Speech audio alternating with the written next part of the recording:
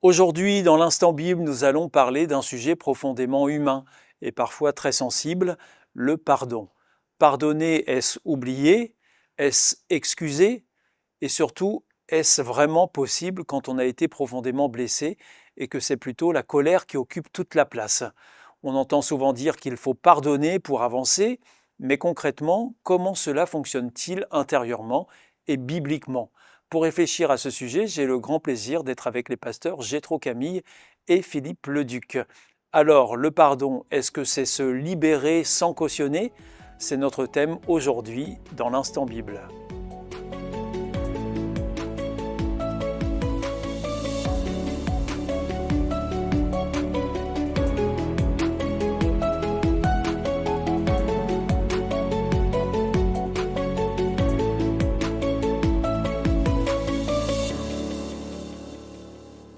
Alors, Philippe Leduc, on se rend compte que dans certaines situations, nos blessures restent là pendant un certain temps, on a du mal à s'en débarrasser. Est-ce qu'il y a quelque chose qu'on peut comprendre à travers ces blessures-là qui nous obsèdent, qui nous occupent et qui nous empêchent de passer à autre chose? Alors la première règle, c'est que tout acte a des conséquences, que ça soit dans le positif ou le négatif.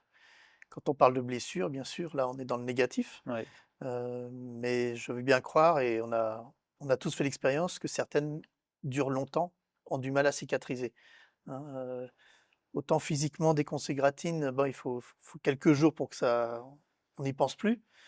Autant quand c'est des blessures, morales, quand on a eu un choc, bah, ça peut se compter en années, hein, voire en décennies.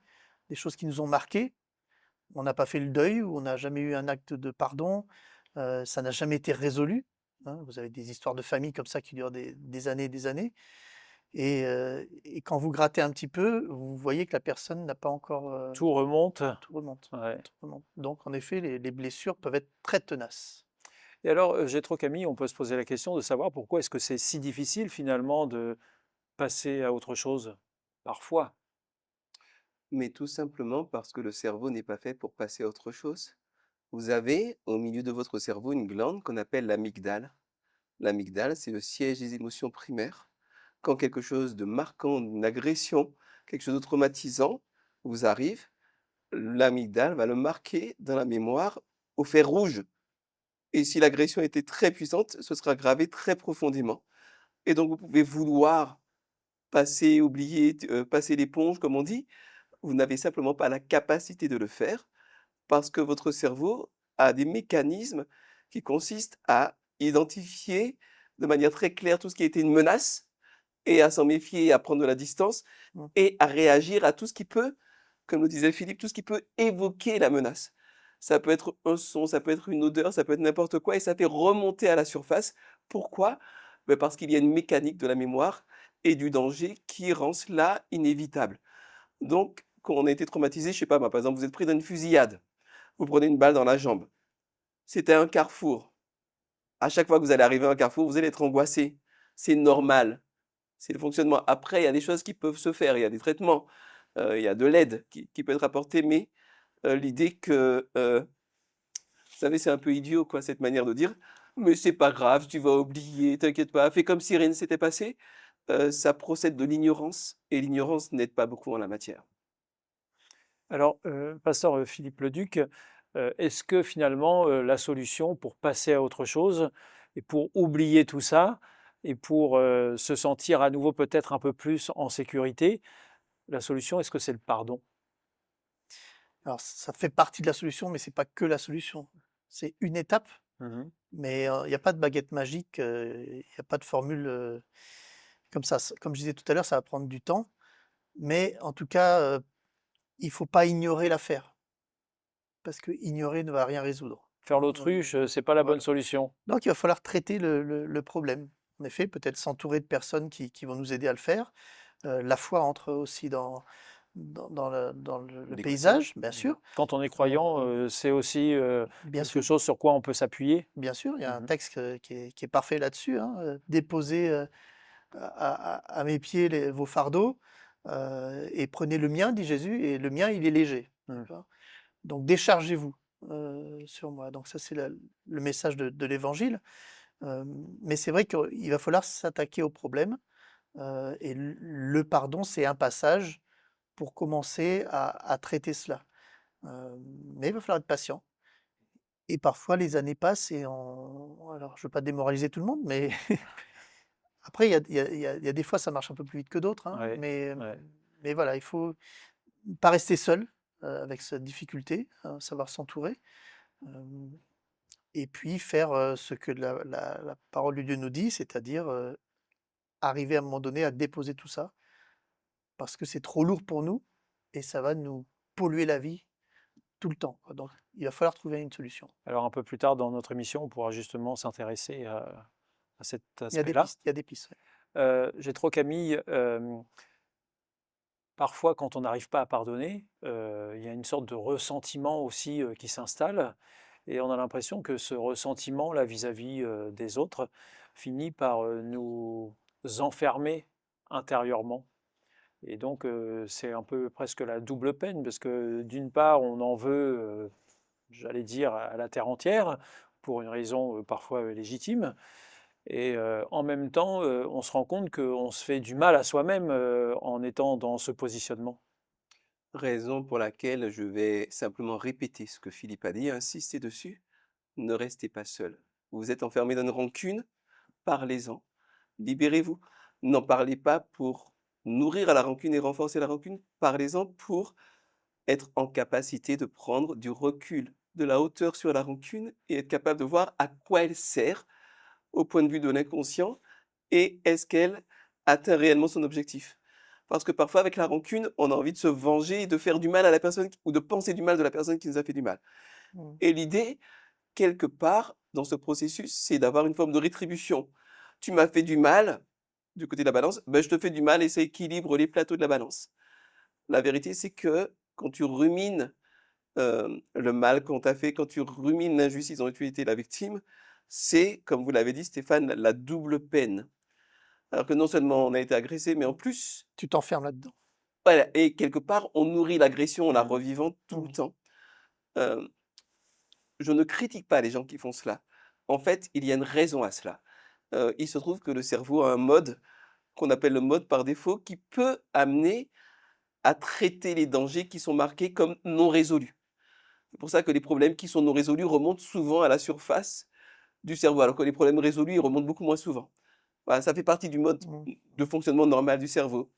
Par contre, quand on s'enferme là-dedans, non seulement c'est la double peine, mais parfois c'est une peine qu'on s'inflige à soi-même parce qu'en ne parlant pas à l'autre, on peut par exemple ne jamais réaliser que l'autre n'a jamais fait ce qu'on croit qu'il a fait ou qu'il n'a jamais dit ce qu'on croit qu'il a dit et qu'en fait on est en train de s'infliger du mal sur une cause imaginaire. Mmh. Mmh. Donc ne restez pas seul, parlez, déposez dans la prière, ça fait beaucoup de bien. Et puis si c'est possible, c'est souhaitable de parler à la personne qui vous a fait du mal ou à laquelle vous avez fait du mal pour que chacun comprenne ce que l'autre a vécu et puisse, sur des bases plus claires, aller vers une résolution de conflit. Et alors, Philippe Leduc, est-ce que selon vous, on peut avancer dans la vie si il n'y a pas de pardon? Il y a rien de plus pénible, peut-être vous en avez rencontré des personnes qui n'avouent jamais avoir fait des erreurs. Mmh. Heu, quelqu'un qui va dire: «Non, moi», et à chaque fois que vous allez relever une petite erreur de sa part, il va dire: «Non, non», et il va trouver pour que c'est jamais de sa faute. Mmh. On peut pas vivre avec des gens pareils, c'est pas possible à un moment donné. C'est la colère qui monte après. C'est Pour pas revenir à possible. l'émission précédente. Voilà, donc Oui, la tolérance en principe. non, non, vivre sans avoir l'occasion de pardonner, c'est Ou d'être pardonné parfois. voilà, je n'envisage pas une vie sans qu'on ait une fois, à un moment donné, expérimenté ce qu'était le pardon. En effet, soit recevoir le pardon de quelqu'un ou l'accorder, dans les 2 sens. Mais la vie est en fait aussi d'erreurs. On fait tous des erreurs. Ouais. Donc si à chaque erreur qu'on fait, on dit: «C'est l'autre qui l'a fait, c'est pas moi», heu, ça nous fait pas du bien à nous-mêmes, hein, parce qu'on se trompe sur nous-mêmes. On se donne une image qu'on n'est pas, et c'est pas comme ça qu'on avance, hein. Alors le pardon, c'est juste un choix à faire, ou est-ce que c'est plutôt un cheminement parfois sinueux? On voit bien que le pardon touche quelque chose de très profond dans les relations humaines, mais aussi dans notre propre équilibre intérieur. Et justement, est-ce que la Bible parle de ce pardon et de quel pardon exactement? Restez bien avec nous, c'est tout de suite dans l'instant Bible. De retour dans l'instant Bible avec les pasteurs Jétro Camille et Philippe Leduc. On vient de voir à quel point parvenir à rentrer dans un processus de pardon peut parfois être difficile. Et sans être un expert, nous allons maintenant nous intéresser à la place centrale que ce pardon occupe justement dans la Bible. Et alors la première question qu'on peut se poser, c'est est-ce que c'est vrai que le pardon occupe cette place centrale dans la Bible, pasteur Jétro Camille? Oui, ensuite, il faut le définir correctement pour savoir de quoi on parle. Derrière le mot pardon, il peut y avoir plusieurs types d'imaginaires et toujours plusieurs types de définitions. Certaines de ces définitions vont vous guérir et vous faire du bien. Certaines autres définitions vont vous piéger dans des impasses. Quand par exemple, on a cette conception du pardon où il faut faire comme si rien s'était passé. Donc on pardonne, ça veut dire qu'on a tout oublié et On fait semblant, on on est a mis le incapable de compteur à tout oublier. zéro, quoi. On est incapable de tout oublier. On fait semblant d'avoir tout oublié. On refoule, on nie, on est dans le déni. On n'oublie pas. Le cerveau, il n'oublie pas comme ça. Et ce sont des conceptions du pardon aussi, celles qui sont moralisantes. Il faut pardonner. Mais je ne crois pas qu'il faut pardonner. Je crois qu'il y a des moments où, quand on est prêt à pardonner, le plus intelligent, c'est de pardonner. Mais ça procède d'un cheminement par rapport à la question que vous posiez tout à l'heure. C'est un cheminement, c'est un travail. C'est pas quelque chose qu'on décide uniquement unilatéralement. Heu, Ces définitions-là, elles peuvent vous piéger, mais dans la Bible, il y a quelque chose d'absolument central qui raconte toute l'histoire de Dieu avec les êtres humains, c'est que les êtres humains ne font pas les choses comme il faut. Mais Dieu décide de leur donner toujours son amour et toujours leur donner une chance supplémentaire de faire mieux. C'est-à-dire que Dieu leur donne toujours par-delà le mal qu'il fait. Dieu donne par-delà, il pardonne. Et c'est ça l'idée, c'est pas de dire: «Je suis d'accord avec tout ce que tu fais» ou «J'approuve tes actions» ou «J'approuve ton caractère», c'est pas ça. C'est de dire: «Au-delà de ce que tu fais de bien, au-delà de ce que tu fais de mal, je te donne et je vais au-delà de ce qui pourrait être des barrières parce que je crois que tu peux faire quelque chose de bien, je crois que tu peux devenir quelqu'un de vraiment bien». Ça, c'est au centre du pardon et c'est tout le centre de la Bible puisque c'est ce qui fonde le sacrifice de Jésus-Christ sur la croix pour sauver et pardonner tous les hommes et les Alors, femmes naturellement. alors Jétro Camille vient de nous citer quelques passages comme ça, par-ci par-là, de la Bible, ou avec une idée centrale. Est-ce qu'il y a des passages en particulier, pasteur Philippe Leduc, où Oui. on retrouve cette vraie valeur ou notion du pardon? Alors, peut-être le premier passage qui nous vient en tête, c'est peut-être ce que Jésus a dit sur la croix lui-même, hein, parce qu'il a dans Luc 23, par exemple, au verset 34, Jésus leur dit: «Père, pardonne-leur, car ils ne savent ce qu'ils font». C'est presque devenu, quelque chose de très connu aussi, même celui qui n'est pas croyant, pardonne-leur, je ne sais pas ce qu'ils font, c'est devenu un petit peu courant. Mais, Jésus est en train de dire à son Père, de pardonner des gens qui l'ont mis en croix, quoi, hein. Donc Jésus a vraiment pratiqué le pardon et il y a plein d'autres textes qui nous invitent aussi à le faire. Paul, par exemple, écrit aux Colossiens 3:13, «Supportez-vous les uns les autres, et si l'un a sujet de se plaindre de l'autre, pardonnez-vous réciproquement». C'est la base. Et puis le fameux texte de Matthieu 18 où, on pose la question: «Combien de fois faut-il, pardonner?» Et la réponse c'est 77 fois 7 fois, c'est-à-dire un nombre très, très grand qui fait que ça veut dire que même si la même personne te demande 2, 3 fois et jusqu'à 77 fois 7 fois, tu devrais être en mesure de lui accorder ton pardon. Donc, c'est une façon de dire Heu, qu'on ne compte pas le nombre de fois qu'on pardonne, c'est ça? C'est-à-dire que l'accueil là, il est vraiment très, très grand. C'est-à-dire qu'on est très loin de tout ça, hein.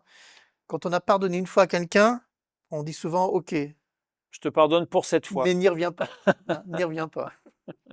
Et là, c'est un message comme souvent dans l'Évangile, hein, qui va au-delà même de ce qu'on aurait pu penser, hein, qui nous dit: «Voilà, tu penses être bon après avoir pardonné une fois à une Mmh. personne, mais non, tu es loin du compte». Alors, pasteur Jétro Camille, est-ce que la Bible nous dit que pardonner, c'est tout oublier et tout cautionner en quelque sorte? En fait, j'en suis arrivé à avoir une conception du pardon idéale, mais c'est très personnel. C'est pas quelque chose que je propose aux gens, j'en parle pas facilement. De mon point de vue, le pardon, si on pouvait être assez intelligent, si on pouvait y voir suffisamment clair dans notre cœur et dans le cœur de la personne qui est en face, qui nous a offensés, si on comprenait bien les motivations, si on voyait le cheminement qu'elle avait suivi pour en arriver à faire ou à dire ce qu'elle a fait, à mon sens, il y aurait presque pas besoin de pardonner. J'y pense parce que j'en suis arrivé, par exemple, quand j'étais plus jeune, j'ai subi un petit peu le racisme. Dans une forme pas très violente, mais le racisme quand même. Donc j'ai travaillé cette question-là et j'en suis arrivé à ressentir plutôt de la compassion pour les gens qui sont racistes. Parce que finalement, quand tu es raciste, ça veut dire quoi? Ça veut dire que tu vis quelque part dans la haine de l'autre et que tu vis dans la peur de l'autre. Et que quelque part, tu n'as pas mûri suffisamment euh, ta gestion des émotions, ta conception du monde et que tu es toujours prisonnier de tes préjugés. Donc tu es dans un état, disons, qui n'est pas un état optimal, c'est un état qui est un peu triste, c'est un état un peu misérable. C'est une manière un peu misérable de vivre, que de dire: «Ah, ces étrangers, ceci, ces étrangers nous volent notre pain», être toujours, toujours là-dedans. Maintenant, je ressens même pas le besoin de pardonner à des gens qui me regardent comme cela. Je ressens une certaine peine pour eux et l'envie pour eux de trouver autre chose. Donc l'idéal, c'est de ne même pas avoir à pardonner. Ça demande quand même de réfléchir, ça demande de prendre du recul, ça demande de s'instruire. Quelqu'un se met en colère, parce que tu as pris sa baguette ou je sais pas quoi et voilà, mécanisme de défense, il y a pas de quoi fouetter un chat, voilà, tu relativises un peu. Maintenant, quand quelqu'un a fait quelque chose de grave, est-ce que c'est rendre service à la personne et à soi-même de dire: «Rien ne s'est passé» et de tout gommer? Non. Les choses ont des conséquences et les conséquences doivent être marquées, les limites transgressées doivent être restaurées et parfois malheureusement, il faut prendre des mesures. Si quelqu'un est un criminel dangereux, on se contente pas de lui pardonner, c'est bien de lui pardonner, mais il faut le mettre hors d'état de nuire, il faut le mettre, enfin, je sais pas, en prison peut-être, c'est pas l'idéal. La Oui, dans prison, certains cas très graves. oui, parce que finalement, de quoi est-ce qu'on parle? On parle du pardon dans le cadre de notre trimestre qui consiste à parler de la sécurité. Le pardon, c'est un excellent moyen de se mettre en sécurité psychologique, relationnelle, émotionnelle, mais ça peut être aussi la sécurité physique quand tu envoies un criminel en prison. Tu lui dis: «Écoute, il y a des conséquences, on ne peut pas malheureusement, on ne peut pas te libérer comme cela, mais sache qu'on n'a pas de rancune contre toi et qu'on va tout faire en sorte pour que tu puisses te réinsérer dans la société». C'est fantastique. J'ai vu un procès, moi j'ai pleuré devant la vidéo, ça m'arrive pas souvent, mais j'ai pleuré devant la vidéo, où un jeune homme a eu son frère tué par une policière. La policière s'est trompée d'appartement, elle s'est trompée d'étage, elle est rentrée, elle a vu, un noir chez elle, elle a tiré sur le gars, elle pensait que le gars était chez elle, en fait, c'était elle qui était chez lui. Elle l'a tué et au procès, elle a pris quand même quelques années de prison, mais au procès, le frère de la victime lui a dit: «Moi, je n'ai aucune haine contre vous. Je ne veux pas que vous alliez en enfer, je ne veux pas que vous alliez mal. Ce que je veux, c'est que vous alliez bien et que vous soyez vraiment, bien dans votre tête et bien dans votre peau».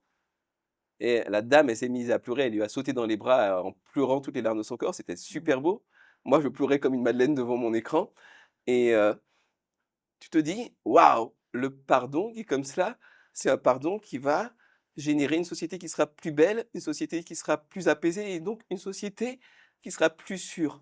Cela pour dire que le pardon, c'est un outil extraordinaire pour être mieux et mettre les autres en sécurité. C'est un outil que Dieu nous donne qui est absolument fabuleux. Alors pour terminer, pasteur Philippe Leduc, et peut-être pour aider les personnes qui nous suivent en ce moment et qui nous écoutent à se sentir plus en sécurité dans leur quotidien, quand justement quelqu'un se sent blessé et a vraiment du mal à pardonner par rapport à ce qui lui est arrivé, quel conseil vous auriez envie de donner à cette personne? Alors chaque cas est différent, hein, c'est très difficile d'être De théorique généraliser? dans ce truc-là, hein, parce que si je dis quelque chose de très générique, le générique est censé s'appliquer à chaque situation. Dans ce domaine-là, il y a chaque cas est très différent, et il faut avoir plus de détails, il faut prendre le temps avec la personne, il faut analyser, ce qui a été vécu, et puis on parlait beaucoup de timing. Le timing ne sera pas le même d'une personne à l'autre. Certains, on est épaté par la manière dont ils gèrent la situation qu'ils vivent. dit: «Mais comment il fait pour gérer ça?» Et puis pour d'autres, il va falloir plus de temps. La foi intervient aussi quand on se dit: «Bah, je ne suis pas seul à vivre cela, j'ai des amis, j'ai un entourage et puis j'ai Dieu qui est là et qui va pouvoir, aussi prendre soin de moi». Le fait de déposer, ces choses à ses pieds, c'est pas qu'une seule image. C'est que les personnes qui le font vraiment sentent une différence dans leur vie, se sentent plus légères, retrouvent le sourire alors que tout pousse à se dire: «Elle devrait être en pleurs toute la journée». Mais non, malgré tout, ces personnes-là se mettent à sourire. C'est là la puissance extraordinaire de la foi à un moment donné qui fait que ça transcende Vraiment, la logique de ce que les vraiment. gens vivent. C'est un témoignage très fort et les gens disent: «Bah oui, ouh là là, si tu arrives à traverser ce que tu traverses en gardant le sourire, Il y a quelque moi chose. ça m'intéresse de savoir c'est quoi ton secret, Il hein? y a quelque C'est quoi chose. ton secret?» C'est vrai, c'est vrai. Dans un monde où beaucoup portent des blessures relationnelles parfois anciennes, cette réflexion nous rappelle que le pardon est sans doute le chemin le plus puissant de libération intérieure. Et il est intéressant de voir que la Bible parle du pardon non pas comme d'un oubli forcé, mais comme d'un chemin vers davantage de paix intérieure Mmh. et aussi de sécurité. Si vous souhaitez découvrir ces textes bibliques qui abordent le pardon, demandez-nous une Bible, nous vous l'offrirons gratuitement. Il vous suffit d'en faire la demande aux coordonnées qui suivent ou laisser en commentaire Bible. Un grand merci à mes deux invités, pasteur Philippe Leduc, pasteur Gétro Camille. Merci beaucoup. Merci. On se retrouve bientôt pour une prochaine émission dans laquelle nous parlerons des relations humaines et de cette question très actuelle, comment se protéger sans se fermer complètement aux autres. À très bientôt dans l'Instant Bible.